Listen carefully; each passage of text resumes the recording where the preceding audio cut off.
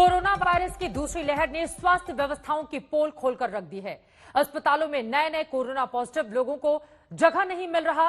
लंबी लंबी कतारें और लाइनें लगी हुई हैं। मरीज के तीमारदार परेशान हैं। हालांकि हेल्थ एक्सपर्ट का कहना है कि 80% से ज्यादा लोगों को अस्पताल जाने की जरूरत ही नहीं है। ऐसे लोग होम आइसोलेशन में रहकर टेली कंसल्टेशन की मदद से रिकवर हो रहे हैं। लेकिन कोरोना के कई तरह के साइड इफेक्ट ने लोगों को बुरी तरह से डरा कर रख दिया है। कई ऐसे केस सामने आए हैं जिसमें हार्ट अटैक से कोरोना के मरीजों की मौत हो रही है। इसके अलावा हार्ट डैमेज जैसे आफ्टर इफेक्ट भी हो रहे हैं। इससे कैसे बचा जाए, किन बातों का ख्याल रखा जाए, खुद को कैसे रखें महफूज, इसी बात पर चर्चा करने के लिए कई खास मेहमान इस वक्त हमारे साथ जुड़ चुके हैं। उनका तारुफ परिचय आपसे करवा देती हूं। इस वक्त हमारे साथ मौजूद हैं डॉक्टर अशोक सेठ, जो कि चेयरमैन हैं फोर्टिस स्कॉट हार्ट इंस्टीट्यूट के। साथ ही हमारे साथ डॉक्टर रमाकांत पांडा जी, जो कि वाइस चेयरमैन और एमडी हैं एशियन हार्ट इंस्टीट्यूट के। मुंबई से इस वक्त हमारे साथ जुड़ चुके हैं डॉक्टर सप्तर्षि बसु, हमारे साथ जुड़े हुए हैं, जो कि कोविड वॉरियर हैं। और साथ ही कई महत्वपूर्ण केसेस को हैंडल उनकी ओर से किया गया है, जिसमें सौरभ गांगुली का हम सब ने देखा था जब माइनर हार्ट अटैक उनको आया था, तो किस तरह से रिकवर होकर वो घर पर गए हुए थे। उनसे भी हम समझने की कोशिश करेंगे कि आखिर कैसे बचे इस बीमारी से। और साथ ही हमारे साथ डॉक्टर बलबीर सिंह, जो कि चेयरमैन है कार्डियोलॉजी मैक्स हेल्थ केयर के, वो भी हमारे साथ मौजूद है। सबसे पहले आपसे शुरुआत करते हुए डॉक्टर अशोक सेठ, हम सब जानते हैं कि किस तरह से कई ऐसे रिपोर्ट भी सामने आ रही हैं जो इस बात का दावा कर रहे हैं कि कोविड-19 से ठीक होने के बाद भी कई ऐसे पेशेंट हैं जिनको हार्ट अटैक आया, जिसके कारण उनकी जान चली गई। इसके पीछे की वजह क्या है, इसको कैसे पहचाने, और ये कितना खतरनाक कोरोना का ये जो दूसरा स्ट्रेन इस वक्त हम देख पा रहे हैं, ये कितना मुश्किल भरा है और लोग इससे कैसे बचें, क्या इसके बारे में जानकारी देंगे सर आप? तो पहली बात ये कहूंगा कि पिछले साल ही हमें ये बातें पता चल गई थी कि पहले 4 महीने में कि कोरोना हार्ट पे भी असर करता है। बिल्कुल। और इनफैक्ट मैंने पिछले जून में एक वो भी आर्टिकल भी लिखा था जिसमें कहा था corona is not just a lung disease, वो हार्ट डिजीज भी है। ये भी देखा जाता है कि हर फेज में इलनेस के आपको पता ही है कि 3 फेजेस होते हैं। एक तो वायरल रेप्लिकेशन फेज होता है जो पहले के 7 दिन का होता है, जिसमें यूजुअली माइल्ड इलनेस होती है। फिर वो एक सेकंड फेज होता है जो कि कुछ लोग उसमें चले जाते हैं, जो कि मॉडरेट डिजीज होती है जिसमें सांस कम होना शुरू हो जाता है। और फाइनली सिवियर डिजीज कुछ बहुत कम लोगों को होती है। बट इन हर फेज में हार्ट डिजीज हो सकती है। सबसे ज्यादा हार्ट डिजीज के जो लक्षण होते हैं वो सेकेंड फेज में आते हैं, और वो मॉडरेट फेज में इसलिए होते हैं कि ये इन्फ्लेमेशन होता है जो बॉडी का। उस इन्फ्लेमेशन की वजह से जो लंग डैमेज भी जो हम कहते हैं वो एक इन्फ्लेमेटरी रिस्पॉन्स है, डायरेक्ट वायरस का रिस्पॉन्स नहीं है। बिल्कुल। और जब लंग रिस्पॉन्स होता है तो साथ साथ 20 से 25% केसेस को वही इन्फ्लेमेटरी रिस्पॉन्स खून की धमनियों में भी इन्फ्लेमेटरी रिस्पॉन्स आता है। इनफैक्ट हर जगह की धमनियों, आर्टरीज जिसे कहते हैं, उनमें इन्फ्लेमेटरी रिस्पॉन्स आता है। जब इन्फ्लेमेटरी रिस्पॉन्स आता है तो ब्लड की थिकनिंग भी हो जाती है, खून के थक्के भी जमते हैं।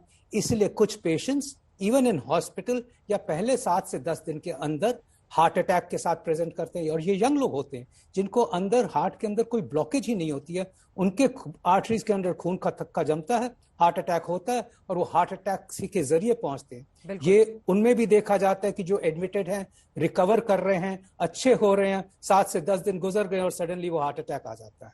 सेकेंडली लंग्स में भी क्लॉटिंग होती है, तो उसकी वजह से प्रैक्टिकली वो पल्मोनरी एम्बोलिज्म जैसी सिचुएशन डेवलप हो जाती है। ब्रेन की आर्टरीज की क्लॉटिंग से स्ट्रोक आ सकता है। सेकेंडली हार्ट को ना ये वायरस की इन्फ्लेमेशन हार्ट की मसल को भी डैमेज करती है, और हार्ट की मसल की जब डैमेज होती है तो हार्ट की मसल वीक होना शुरू हो जाती है, पंपिंग एफिशिएंसी कम हो जाती है, लोगों का सांस फूलना शुरू हो जाता है, धीरे धीरे हार्ट फेलियर शुरू हो जाता है, और लोग कई बार शॉक और हार्ट फेलियर जिसमें कि फ्लूइड का इकट्ठा होने के सिम्टम से पहुंचते हैं। और फाइनली अगर यही हार्ट के इलेक्ट्रिकल सिस्टम या कंडक्शन सिस्टम जिसे हम कहते हैं उसको नुकसान कर दे, तो कुछ लोग बहुत फास्ट हार्ट रेट 150, 160, 190 की हार्ट रेट से पहुंचते हैं, और कुछ लोग बहुत स्लो हार्ट रेट से 20-30 की हार्ट रेट पे चले जाते हैं, और उससे कार्डियक अरेस्ट हो जाता है। तो ये जो 3 लक्षण हैं ये तो एक हमारे सामने आ रहे हैं, ये क्योंकि यंग लोगों में ज्यादा देखे जाते हैं, इस टाइम पे हम इनको ज्यादा देख रहे हैं इस सेकेंड वेव में। और फाइनली ये लक्षण पेशेंट के ठीक होने के बाद भी घर जाने तक चल सकते हैं, उसके बाद आ सकते हैं। तो इसलिए हमें बहुत ही सतर्क रहना पड़ रहा है। प्रैक्टिकली ये कहूंगा कि कोविड से जितनी डेथ्स होती हैं 40 से 50% वो हार्ट की प्रॉब्लम से। बिल्कुल सर। ये बहुत महत्वपूर्ण बात आपकी ओर से डॉक्टर अशोक सेठ बताई गई है और यकीनन इस वक्त लोग बुरी तरह से डरे भी हुए हैं, क्योंकि एक तरफ कोरोना को हराना और उसके बाद ठीक होकर घर जाना और इस तरह की परेशानी उनके जीवन में आ रही है, तो यकीनन न सिर्फ वो व्यक्ति बल्कि पूरा का पूरा परिवार समझ में नहीं आ रहा कि लोग ऐसे में करें क्या। और इसी सवाल के साथ डॉक्टर सप्तर्षि बसु मैं आपके पास आना चाहूंगी, क्योंकि जब हमारे पूर्व कप्तान सौरभ गांगुली के बारे में इस तरह की खबर सामने आई थी तो हम सब ने किस तरह से दुआएं की थी और वो पूरी तरह से स्वस्थ होकर घर भी वापस लौटे। आप लोगों की टीम की ओर से उनको स्वस्थ किया गया, ठीक किया गया। ऐसे में मैं जानना चाहूंगी खासतौर से ये जो मामले बढ़े हैं इधर कोविड-19 के इस दूसरे संक्रमण के बाद, जो कम एज ग्रुप वाले लोग हैं उनको ये निशाना बना रहा है, तो आप किस तरह से समझाएंगे लोग इससे कैसे बचें? वो कौन कौन से लक्षण होते हैं जिसको पहचानने के बाद लोगों को ये लगे कि हाँ अब मैं इस तरह की बीमारी का शिकार या मुझे कार्डियक अरेस्ट हो सकता है या मुझे हार्ट अटैक आ सकता है, इसके बारे में कैसे आप गाइड करेंगे सर? यस, देखिए एक चीज होता है कोविड में जिसको हम लोग लॉन्ग कोविड सिम्टम्स कहते हैं, जिसमें फैटिगनेस होता है, हेडेक्स होते हैं, डिप्रेशन में चल जाते हैं एंड काफी एंजाइटी होते हैं कोविड के बाद, और कफ और शॉर्टनेस ऑफ ब्रेथ रहते हैं। तो अगर इसके साथ टाइटनेस ऑफ चेस्ट या शॉर्टनेस ऑफ ब्रेथ बढ़ जाते हैं, सो ये हम लोगों को बहुत केयरफुल रहना चाहिए, इमीडिएटली डॉक्टर के साथ कंसल्ट करना चाहिए, क्योंकि ये कोई हार्ट का सिम्टम्स हो सकते हैं। क्योंकि 30 से 50 के अंदर जो आदमी हैं जो कोविड से रिकवर किए हैं, वो लोग जो हाइपरटेंसिव है, ये जैसे सर ने बताया कि पैल्पिटेशंस हो सकते हैं, और हम लोग ये हार्ट का जो सिम्टम्स है ये हम लोग अक्सर नेग्लेक्ट करते हैं। सो ये नेग्लेक्ट करना बहुत प्रॉब्लमेटिक हो सकता है, क्योंकि हार्ट अटैक्स या सीरियस लाइफ थ्रेटनिंग कंडीशंस आ सकते हैं। सो माइनर पल्पिटेशंस या कोई लाइट हेडेडनेस या कोई ब्लड प्रेशर का फ्लक्चुएशंस को नेग्लेक्ट मत कीजिए, इमीडिएटली डॉक्टर के साथ कंसल्ट कीजिए। और जो फूड है, फूड हैबिट बहुत ठीक से आपको करना है। Do not eat spicy, oily और प्रोसेस्ड फूड, और कोलेस्ट्रॉल और हाइपरटेंशन का एक ठीक से जांच होना चाहिए। कोलेस्ट्रॉल लेवल्स ठीक से मेंटेन करना चाहिए, ब्लड प्रेशर ठीक से मेंटेन करना चाहिए। और पोस्ट कोविड के बाद ब्रीदिंग एक्सरसाइज बहुत इंपॉर्टेंट है। एक ऑप्टिमम वेट हम लोगों को मेंटेन करना है, मॉनिटरिंग करना है। जो अल्कोहलिक है या स्मोकर्स है उन लोगों को क्विट करना है, ये बहुत बहुत इंपॉर्टेंट है। क्योंकि अगर ये सब, क्योंकि जैसे सर ने कहा है कि एक इन्फ्लेमेशन होता है हार्ट का और मायोकार्डाइटिस होता है पोस्ट कोविड, सो ये सब हार्ट को और नाजुक बना देते हैं और काफी तरह के हार्ट अटैक और कार्डियक अरेस्ट हो सकते हैं। तो ये बहुत ध्यान से चलना है कि हम लोगों का ये जो ब्रीदिंग डिफिकल्टी या चेस्ट पेन अगर होता है पोस्ट कोविड, ये बहुत ध्यान से हम लोगों को डॉक्टर के साथ कंसल्ट करना है। सर ये बहुत जरूरी बातें आपकी ओर से बताई गई हैं और इस वक्त हमारे साथ जितने भी डॉक्टर मौजूद हैं, यकीन मानिए इनका एक एक मिनट बहुत कीमती है और इनकी जो बातें इस वक्त आप सुन रहे हैं उस पर बहुत गौर फरमाएं, क्योंकि ये आपको कहीं और सुनने या जानने के लिए नहीं मिलेंगे। और इनकी बातों पर अगर आप अमल करते हैं तो यकीनन आप खुद का और अपने परिवार का पूरी तरह से ध्यान दे पाएंगे। इसी वजह से अब डॉक्टर रमाकांत पांडा में सीधे आपका रुख करते हुए,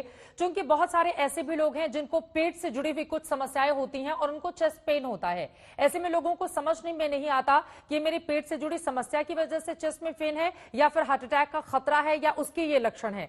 सर आप इसको किस तरह से डिफ्रेंशिएट करके बताएंगे, इसको किस तरह से अलग अलग भागों में बांटकर बताएंगे कि वो कौन से लक्षण हैं जिसके आने पर आपको तुरंत अलर्ट हो जाना चाहिए और डॉक्टर से संपर्क करना होगा? देखिए, एक है जो पेशेंट का ऑलरेडी हार्ट का बीमारी है और दूसरे है जिसका हार्ट का बीमारी नहीं है। पता पहले नॉर्मल आदमी हो सकता है या पेशेंट जिसका एसिम्प्टोमेटिक मतलब अंदर हार्ट का बीमारी हो सकता है लेकिन बाहर से पता नहीं चलता है। और एक है जो नॉर्मल पर्सन है जो जिसका कोविड हुआ है। अभी हम पहले बात करेंगे जिसका कोविड हुआ है।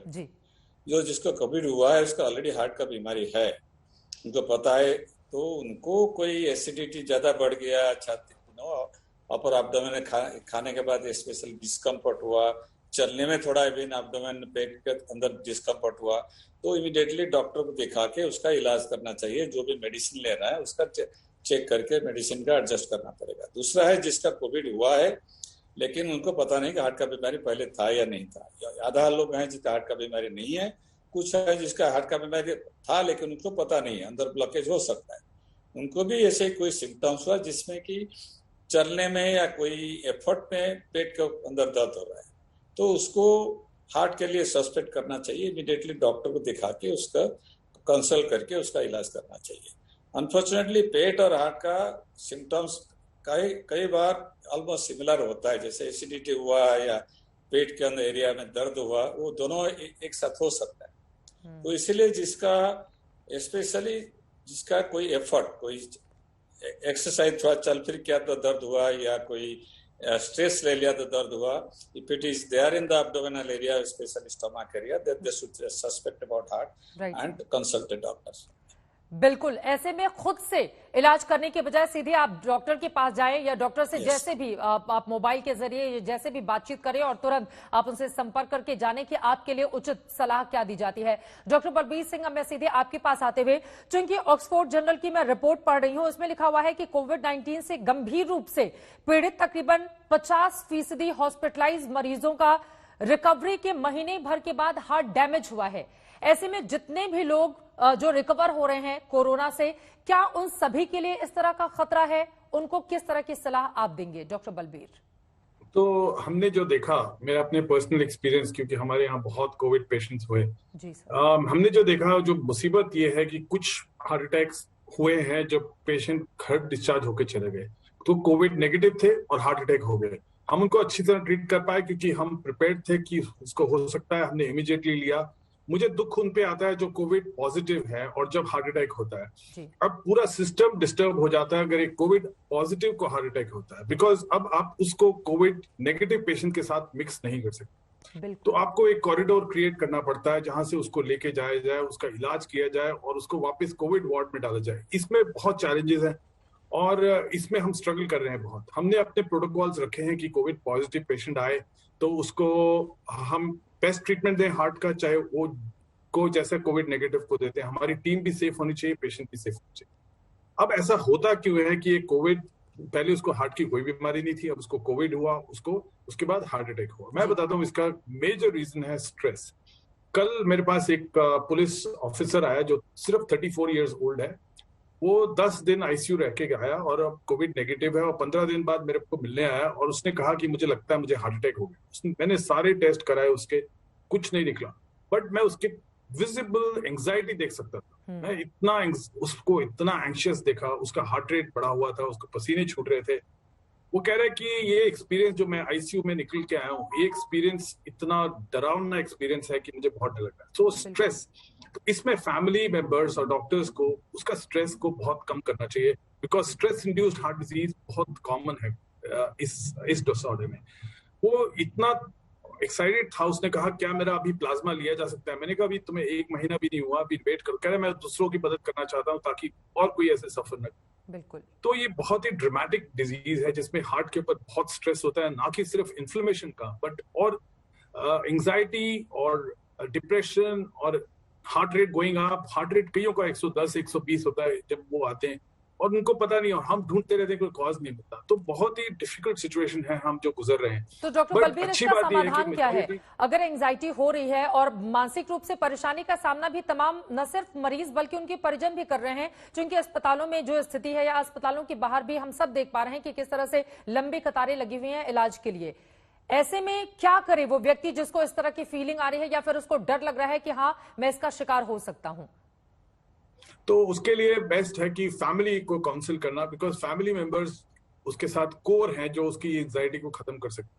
उसको हम दवाइयां दे सकते हैं जो उसकी एंजाइटी को कम करें। हम उसको दवाइयां दे सकते हैं अगर उसका ब्लड प्रेशर बढ़ा हुआ, बट इट्स वेरी कॉमन, बहुत कॉमन हो रहा है। कह रहे मैं कभी ब्लड प्रेशर नहीं था, अभी मेरा ब्लड प्रेशर शुरू हो गया। ये सब स्ट्रेस के इफेक्ट्स हैं। स्ट्रेस से हार्ट की पंपिंग भी वीक हो सकती है, जिसको हम कहते हैं stress induce cardiomyopathy.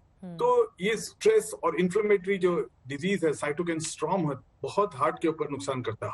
Virus directly heart के अंदर नहीं जाता, बट उसके इनडायरेक्ट इफेक्ट्स बहुत ज्यादा है और सडन डेथ भी हो सकती है। बिल्कुल सही बात कही आपने, और दिल का संबंध सीधे दिमाग से है। अगर बहुत सारी बातें या परेशानियां दिमाग में चलेंगी तो यकीनन उसका असर बाकी हिस्सों पर भी होगा। इसी वजह से स्ट्रेस का जिक्र यहां पर डॉक्टर बलबीर बार बार करते हुए दिखाई दे रहे हैं। इससे आप बचें, बहुत ज्यादा जरूरी है, और खुद को दिमाग में इस तरह की मजबूती दें कि कोई भी बीमारी हो उसका सामना करने के लिए आप पूरी तरह से तैयार हैं। सकारात्मक सोच के साथ अगर आप आगे बढ़ते हैं तो यकीनन इन तमाम बीमारियों को आप तुरंत मात दे सकते हैं।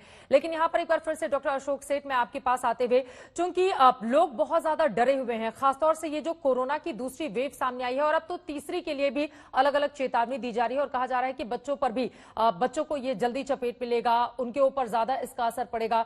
इसकी वजह से मानसिक परेशानियां भी देखने को मिल रही हैं।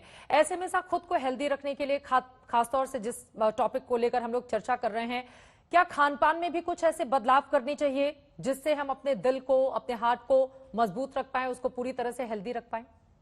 इसमें आपने दो चीजें पूछी हैं, और पहले तो मैं उसको भी थोड़ा एड्रेस करना चाहता हूँ। जो आपने बताया कि 50% लोग जो डिस्चार्ज हो रहे हैं उनको ऑक्सफोर्ड की स्टडी में देखा गया कि इफेक्टेड है। मैं समझाना चाहता हूँ कि ये स्टडीज हुई हैं कि 50 से 75% लोग के हार्ट इफेक्टेड है, बट वो हम अगर MRI करें तो थोड़ी सी सोजिश मिलेगी।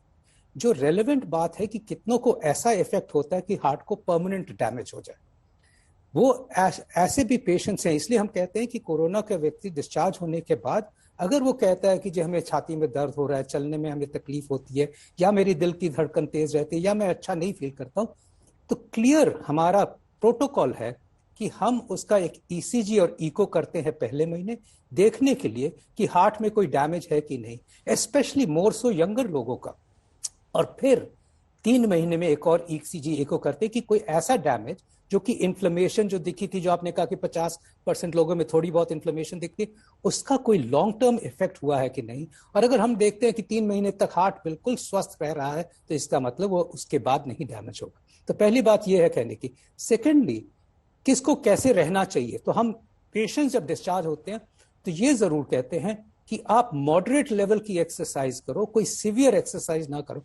कुछ होते हैं जो कि पहले काफी एक्सरसाइज कर रहे होते हैं, वेट लिफ्टिंग कर रहे होते हैं, रनिंग कर रहे होते हैं, मैराथन रन करते हैं। वो चाहते हैं कि मैं अब ठीक होने के लिए या अपने आप को प्रूव करने के लिए मैं स्वस्थ हो गया हूं, अब मैं दौड़ूंगा, मैं एक ही हफ्ते में मैं चाहता हूं कि 4 किलोमीटर दौड़ूं, 10 दिन के बाद मैं चाहता हूं कि मैं और 8 किलोमीटर दौड़ूं। एब्सोल्युटली नहीं, कोई भी सीवियर एक्सरसाइज नहीं करनी चाहिए पहले महीने, क्योंकि हार्ट बड़ा फ्रेजाइल होता है, हार्ट को हील होने भी टाइम लगता है। वही जो इन्फ्लेमेशन हमें MRI स्कैन्स में, उस स्टडीज में दिखी है, वही अगर हम हार्ट को ओवर स्ट्रेस करें, ओवर स्ट्रेन करें तो हार्ट में एरिथमियास हो सकते हैं। Thirdly, healthy eating, nutritious eating, so that आपकी इम्यूनिटी बढ़े, हीलिंग प्रोसेस जो बॉडी का है वो स्ट्रॉन्गर हो। अल्कोहल, स्मोकिंग एब्सोल्युटली नहीं, अल्कोहल से इम्यूनिटी कम होती है, स्मोकिंग से तो वैसे ही लंग्स खराब होते हैं, तो वो absolutely no. Mental meditation, mental peace, अभी डॉक्टर बलबीर सिंह ने बताया कि स्ट्रेस को कम करना है, फैमिली से बात करें, फैमिली से मिलें, अपनी हॉबीज को कंटिन्यू करें, get back to life rather than get gradually back to life in a happy manner, rather than आप कहें कि स्ट्रेनुअस मैनर या स्ट्रेसफुल मैनर। दोनों को अवॉइड करना है and get back to healthy life. एक बार आपके 4 से 6 हफ्ते गुजर जाते हैं और आप ठीक रहते हो, आपका डॉक्टर कहता है कि बड़ी अच्छी प्रोग्रेस है, उस वक्त सब पैरामीटर्स आपके ठीक है, yes, then you can start getting back to normal life. तो ये एक बहुत इंपॉर्टेंट है। ये हार्ट भी, ये कोरोना से बचने के लिए भी, उससे पहले भी यही सब करना चाहिए, और उसके बाद तो और इंपॉर्टेंट हो जाता है कि आप अपने शरीर को, अपने हार्ट को हील होने दें, इन्फ्लेमेशन से हील होने दें, और वो 4 से 6 हफ्ते लग जाते हैं। हार्ट फेलियर जैसे मामले लगातार सामने आ रहे हैं, हार्ट अटैक जिससे मरीजों की मौत हो रही है, और ये कहा जा रहा है कि कोरोना से ठीक होने के बाद इस तरह के लक्षण और उसके बाद अचानक से डेथ कर जाना यकीनन ये चिंता का सबब बना हुआ है, जिसको लेकर लगातार देश के जाने माने डॉक्टर्स के साथ हमारी ये चर्चा जारी है, जिनसे हम जानने की कोशिश कर रहे हैं कि आखिर इस हालात से बचे कैसे। डॉक्टर सप्ताशी बसु, एक बार फिर से आपका रुख करते हुए ये जानना बहुत जरूरी हो जाता है, जिसका जिक्र डॉक्टर अशोक सेठ कर रहे थे, कि 4 से 6 हफ्ते कोरोना से ठीक होने के बाद का बहुत महत्वपूर्ण होता है। तो क्या अगर आज कोई कोरोना को मात दे देता है, इसके बाद 4 से 6 हफ्तों का ही ध्यान रखना है, उसके बाद क्या ये हार्ट वाली प्रॉब्लम नहीं आएंगी, या आपको लग रहा है कि नहीं, अब धीरे धीरे करके इसको मात दिया जा सकता है, इसीलिए एक लंबा वक्त इसके लिए लगेगा? समय सीमा क्या होती है सर, इसके बारे में मैं आपसे जानना चाहूंगी। देखिए, धीरे धीरे जैसे सर सब ने बोल रहे हैं कि ये एकदम ठीक है कि ये टाइम लगता है। जैसे सर ने बोला है कि ज्यादा तरह के एक्सरसाइज मत कीजिए, ग्रेजुअली धीरे धीरे आपको नॉर्मल वॉकिंग से gradual mild to moderate exercise करना है, हेवी एक्सरसाइज नहीं करना है। और मैं ध्यान देना चाहूंगा diet is very important. Try to eat fresh fruits, vegetables, grains, legumes, nuts and pulses. Avoid junk foods, avoid processed food. और आपका प्रेशर का रेगुलर चेकअप करना है, आपको कोलेस्ट्रॉल को मॉनिटर करना है। और ज्यादा तरह की स्ट्रेस और एंजाइटी इज वेरी इंपॉर्टेंट। अगर स्ट्रेस और एंजाइटी होते हैं तो ये हार्ट अटैक ज्यादा प्रेसिपिटेट करेंगे। तो ये सब जो न्यूज आता है, ये सब जो खराब व्हाट्सएप का फॉरवर्ड्स आते हैं, ये सब को अवॉइड करें, क्योंकि इससे आपको परेशानी और ज्यादा बढ़ेगा। इससे आपका कोई मेंटल पीस हैम्पर्ड होगा। सो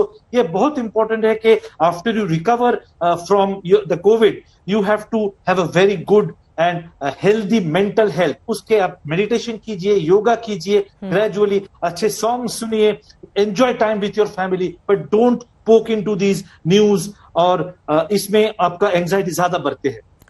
यकीनन आपकी ये बातें सही है कि इस तरह की खबरें लगातार देखते रहने से मानसिक रूप से लोग ज्यादा परेशान होते हैं और उसका असर भी देखने को मिलता है। लेकिन हम ये जो कार्यक्रम लेकर आए हैं दर्शकों की जागरूकता के लिए, अब आगे बढ़ते हुए डॉक्टर रमाकांत सीधे मैं आपका रुख करते हुए, जो बातें यहाँ पर डॉक्टर बसु की ओर से कही गई हैं वो बहुत ज्यादा जरूरी है। इसी को थोड़ा सा और आगे बढ़ाते हुए क्या क्या खाने में, और चूंकि ज्यादातर लोग ऐसे भी हैं जो इस वक्त घर के भीतर हैं, जो घर के भीतर कैद हैं, या जैसे भी उनका सामान्य जीवन इस वक्त नहीं चल रहा है, उनके लिए किस तरह की सलाह देंगे? और स्ट्रेस से बचने के लिए जो बीमार है उसको ये भी पता है कि अस्पताल में किस तरह की भीड़ है, अचानक से अगर मुझे कुछ हो जाएगा तो मुझे बेड मिलने में 4 से 6 घंटे, 10-15 घंटे का वक्त लग सकता है। ऐसे में यकीनन परेशानी मानसिक रूप से लोगों को घेरे हुए है।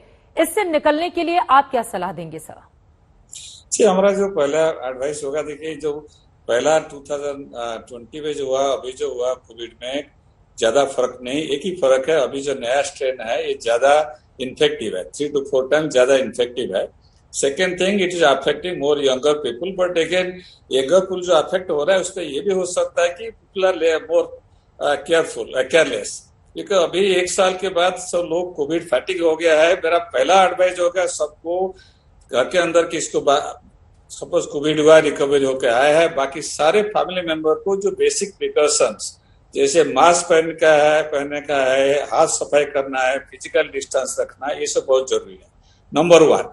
नंबर 2, बॉडी का इम्यूनिटी बढ़ाना, क्योंकि इसके लिए 2 ही है, एक आपका इम्यूनिटी बढ़ाना पड़ेगा, दूसरा चीज शरीर के अंदर कितना वायरस अंदर जा रहा है, वो दोनों चीज के ऊपर आपका कितना खराब बीमारी होगा, कितना तकलीफ होगा, डिपेंड करता है। तीसरा आपका कोई कोमॉर्बिडिटी, बाकी कंडीशन है, डायबिटीज, ब्लड प्रेशर, हार्ट बीमारी, लंग्स वगैरह है। तो इसलिए मास्क पहनना सबसे इम्पोर्टेंट है, जितना पॉसिबल है। एज लॉन्ग एज सामने पास में कोई भी आदमी आए तो आपको मास्क पहनना बहुत जरूरी है, और डबल मास्क पहनना बेटर है, क्योंकि अभी थोड़ा एविडेंस आया है कि ये पहले भी था, अभी भी है, मोस्ट लाइकली एयरबोर्न भी है, तो इसलिए मास्क पहनना बहुत जरूरी है। नंबर 2, शरीर का इम्यूनिटी बढ़ाने के राइट, उसके लिए। लेकिन इसी के साथ कुछ लोग मास्क पहनने को लेकर अलग ही तर्क देते हैं। ऐसे बहुत सारे मामले सामने आए जिसमें लोग कहते हैं कि बहुत देर तक मास्क पहनने से सांस लेने में तकलीफ होती है, सांस फूलने की समस्या होती है।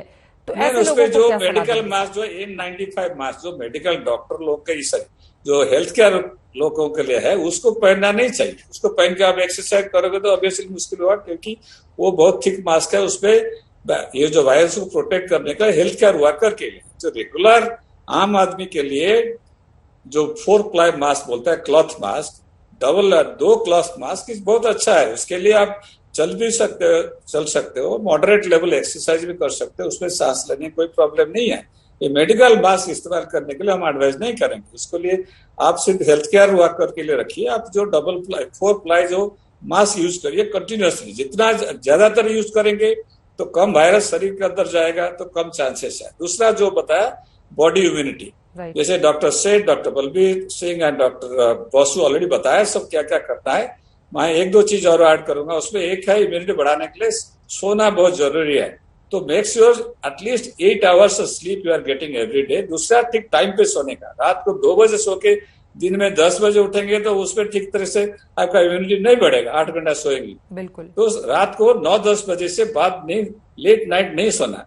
तो 8 घंटा सोने का, उसके साथ और एक खाने में जो बता दिया, जैसे आपको जो फ्रेश वेजिटेबल, नट्स, बाकी सब लेना, और एक चीज अवॉइड करना, sugar. Sugar is highly inflammatory शरीर के लिए। तो ये जो वायरस सारा शरीर में, स्पेशल लंग्स और हार्ट में इन्फ्लामेशन करता है, उसके ऊपर हाई शुगर डाइट अवॉइड करना। बाकी चीज तो सब पैनल डॉक्टर ने जो सब बताया है उसको कंटिन्यू करना है। ये जो इम्यूनिटी बढ़ाने के लिए mild to moderate level exercise, जिसका कोविड नहीं हुआ है उनका जो पहले जितना एक्सरसाइज करते थे वो कर सकते हैं। जिसका कोविड हुआ है, कितना सीवियरिटी कोविड है, हार्ट और लंग्स का कितना अफेक्ट है, उसके ऊपर डिपेंड करके mild to moderate level exercise रोज कर सकते हैं।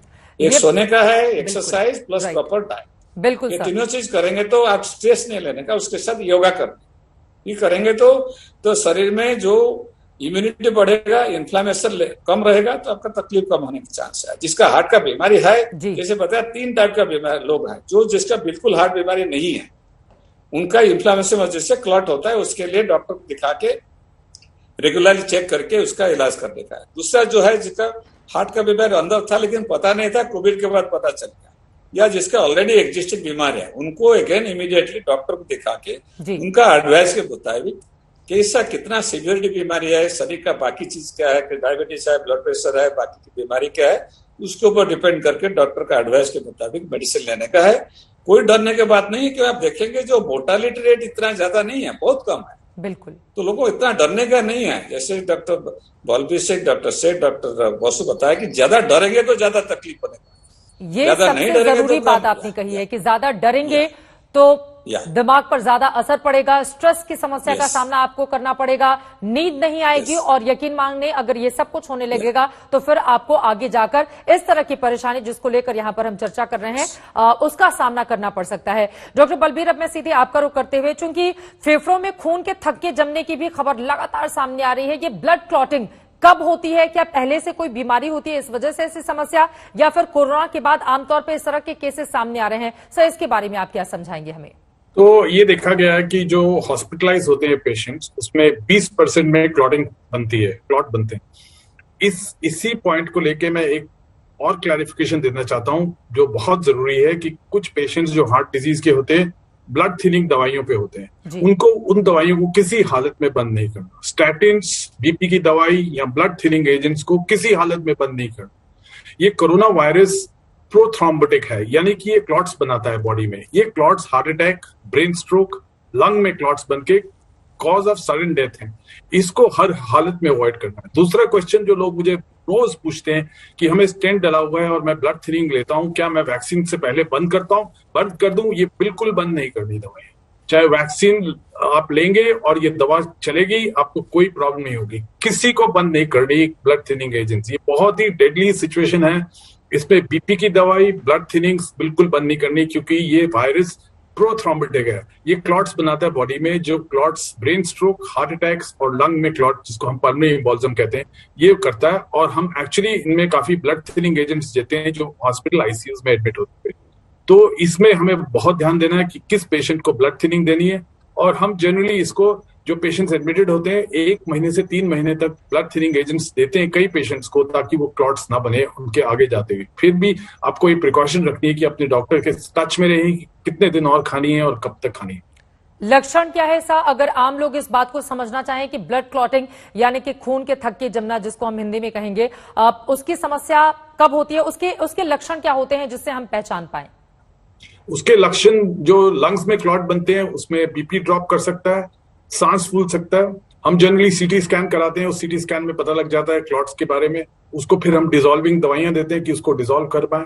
हार्ट में अगर क्लॉट बनता है तो वो हार्ट अटैक या चेस्ट पेन के साथ आता है पेशेंट। और जिसके पैर में क्लॉट्स बनते हैं, उनके पैर में सूजन होती है या पैर में दर्द होता है, या ब्रेन स्ट्रोक, एक हाथ या पैर थोड़ी देर के लिए काम करना बंद कर दे, इसका क्लियर इंडिकेशन है कि ब्रेन में क्लॉट बना है। तो ये इंडिकेशंस और सिम्टम्स हैं जो हमें बताते हैं कि क्लॉट्स बन गए।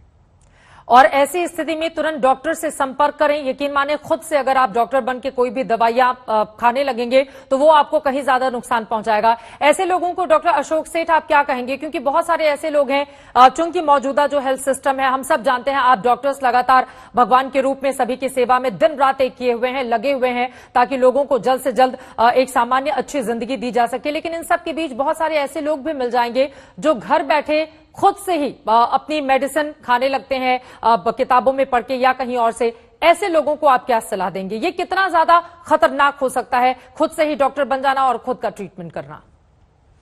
अभी तो आपने बहुत इंपॉर्टेंट सवाल और एक प्रॉब्लम रेज की है, और यही नहीं, व्हाट्सएप पे आजकल सबसे ज्यादा डॉक्टरी और सबसे ज्यादा एजुकेशन चल रही है, या मिस इन्फॉर्मेशन ही कहिए वो चल रही है। इनफैक्ट मैंने तो ये भी देखा है कि बने बनाए प्रिस्क्रिप्शंस व्हाट्सएप पे घूम रहे हैं कि पेशेंट खुद ही ले ले। देखिए, घर की ट्रीटमेंट इंपॉर्टेंट है, और आज के माहौल में जिसमें कि अस्पताल में बेड मिलने मुश्किल है, हमें यह भी पता है कि 85% लोग तो घर पे ही ट्रीट हो जाएंगे और बेटर हो जाएंगे, और उनको फ्लू लाइक सिम्टम होगा, थोड़ा जुकाम, खांसी, सर्दी, बुखार कुछ दिन तक होगा और धीरे धीरे ठीक होके उसके बाद वो स्वस्थ हो जाएंगे जी। ये कोई 10% लोग ही हैं, 10 से 15%, जिनको अस्पताल की एडमिशन की जरूरत पड़ेगी, और उनमें से कुछ थोड़े से सीरियस होंगे। अब समझने की बात यह है कि ये सेल्फ ट्रीटमेंट नहीं है। यस, इनमें कुछ दवाइयां हैं, बट अगर आप अपनी इम्यूनिटी अच्छा रखोगे, अगर जो सब डॉक्टरों ने जिस हिसाब से कहा है कि अपने आप को तंदुरुस्त और हेल्दी रखोगे, मेंटल अपना ठीक रखोगे, पॉजिटिव रहोगे, तो वैसे ही वो फर्स्ट फेज निकल जाता है जी। उसमें कुछ दवाइयां हैं जो कि सेल्फ मेडिकेट नहीं करनी चाहिए वेरी क्लियरली। अगर आपको कोविड के लक्षण है, कोविड पॉजिटिव है, तो आज हर तरह से video consultation on virtual consultations हो जाती है। आपको प्रिस्क्रिप्शन मिल जाएगा, आपको पूरी एडवाइस मिल जाएगी कि क्या लेना है, क्या खाना है, क्या पीना है, कौन सी दवाइयां आपको चाहिए होंगी। बट फर्स्ट फेज में, माइल्ड फेज में, ज्यादातर में कोई ऐसी दवा इंपॉर्टेंट नहीं है जो आपकी जान बचाए जी। आती है। बट उससे सबसे बड़ा फायदा यह होता है कि कुछ लोग 5वें से 7वें दिन पे थोड़ा सीरियस होना शुरू करते हैं, और आज अब तो हम इस दौर में देख रहे हैं कि 4थे दिन पे ही कुछ लोग सीरियस होना शुरू करते हैं। इसीलिए आपने सुना होगा कि बताते हैं कि सबसे इंपॉर्टेंट है कि अपनी ऑक्सीजन सैचुरेशन मेजर करना, बिल्कुल, और 6 मिनट चलने के बाद अपनी सैचुरेशन मेजर करना। ये इसलिए कहते हैं कि लोग तो स्वस्थ फील करते रहते हैं, लोग कहते हैं कि मैं ठीक चल रहा हूं, बट वो एक पहला इंडिकेटर होता है कि आप मॉडरेट डिजीज पे जा रहे हो, शायद वो वायरस आपके लंग को इफेक्ट कर रहा है। जब आप पहले ही फेज में डॉक्टर से टच में रहते हो, उसकी दवाइयां, उसके सुपरविजन में रहते हो, तो आपका वार्तालाप डॉक्टर से कंटिन्यूअसली हो सकता है। अगर वो डॉक्टर समझता है कि सैचुरेशन कम हो रही है, तो आपको वो विधियां बताएगा कि क्या करना है, आपको सेकेंड फेज की दवाइयां सोचना शुरू करेगा कि क्या करना है, आपकी सुपरविजन होगी कि कब कौन सी दवाई स्टार्ट करनी है। और बाय द वे, मैं ये भी बता दूं कि जो सेकेंड फेज में कुछ लोग जो 15% सेकेंड फेज में जाते हैं, और जिनको उस सेकेंड फेज की दवाइयां चाहिए होती हैं, जैसे आपने सुना होगा कि आजकल सबको पता है कि कॉर्टिकोस्टेरॉइड से हमें फायदा हो सकता है, और ये सब व्हाट्सएप ग्रुप में भी एजुकेशन चल रही है। अनफॉर्चुनेटली आप सबको ये भी बता दूं कि अगर वो कॉर्टिकोस्टेरॉइड अगर आपने जल्दी और खुद स्टार्ट कर दिए, तो वो जानलेवा भी हो सकता है, वायरस और गति से मल्टीप्लाई कर सकता है, वायरस और डैमेज कर सकता है। तो इतना ज्यादा इंपॉर्टेंट है कि कौन सी दवा कब शुरू हो, कि आपकी मौत भी हो सकती है उन दवाइयों से, और उसी दवा से अगर सही टाइम पे शुरू की जाए और सही फेज पे, तो आप बच भी सकते हो। सर, ये बहुत जरूरी बात आपकी ओर से बताई गई है। डॉक्टर अशोक सेठ आपका, डॉक्टर सप्तर्षि बसु आपका, डॉक्टर बलबीर आपका, और साथ ही हमारे साथ एशियन हार्ट इंस्टीट्यूट के डॉक्टर रमाकांत पांडा आपका बहुत शुक्रिया हमारे दर्शकों को ये जानकारी देने के लिए। और यकीन मानिए, आज की तारीख में ये जो बातें आप लोगों की ओर से बताई गई हैं, उससे न सिर्फ जो हमारे दर्शक आपको सुन रहे हैं, देख रहे हैं, उनका डर कम होगा, बल्कि एक आत्मविश्वास भी पैदा होगा। डरे नहीं, बल्कि इसका मुकाबला करें, और इसका मुकाबला करने के लिए सबसे ज्यादा जरूरी है कि मानसिक रूप से खुद को तैयार करें। और जैसे ही जो लक्षण हमारे डॉक्टर्स ने बताए हैं, अगर आप उसको महसूस कर रहे हैं, तो अपने डॉक्टर से संपर्क करें, अपनी जान को बचाएं, अपने परिवार को भी महफूज रखें।